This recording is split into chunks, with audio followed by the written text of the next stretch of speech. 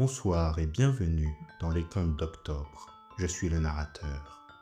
Ce soir, je vais vous raconter l'histoire du garçon vide. Il était une fois un garçon qui ressentait toutes ses émotions 1000 fois plus que les autres. La colère, la joie, la tristesse, l'amour, tant de choses qu'il était incapable de contrôler. Il ne ressentait pas une émotion, il la devenait. Elle le submergeait jusqu'à en prendre le contrôle. Un jour, il se rendit compte que les sentiments qui devaient être bons pour lui finissaient inexorablement par le blesser.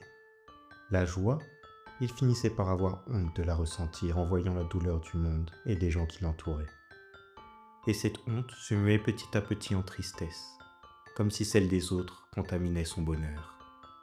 L'amour, ce qu'il aimait finissait toujours par partir, que ce soit par obligation ou par choix. Et ce qu'il avait ressenti pour ces personnes se transformait en colère et en tristesse. Il prit la décision de ne plus vivre ainsi et commença à réguler ces deux émotions qui étaient la source de tous ses maux. La joie fut la plus dure à endiguer. L'amour, lui, s'effritait seul au gré des déceptions.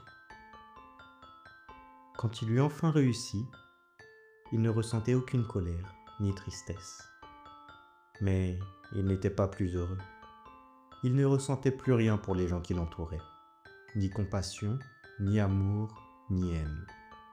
Juste du vide. Il était devenu transparent. Comme un fantôme, il errait, se contentant d'être spectateur de sa propre vie. De sa propre vie, mais aussi de celle des autres.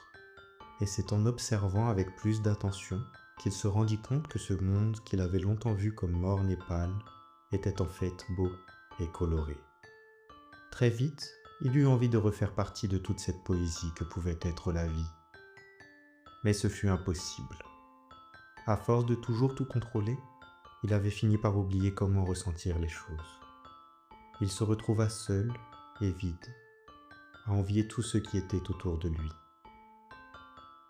Ne pouvant ni se révolter contre les crimes, ni pleurer un proche parti à jamais. Ne pouvant donner son amour à celle qu'il aurait voulu, ou fêter n'importe quel heureux événement. Il avait beau chercher ce qui n'allait pas chez lui, il ne comprenait pas. Mais ce garçon était un garçon intelligent et persévérant. Tout le monde le lui disait. Alors, il n'abandonna pas et finit par trouver une solution. Il décida de creuser un endroit où il restait ce vide qui le faisait tant souffrir.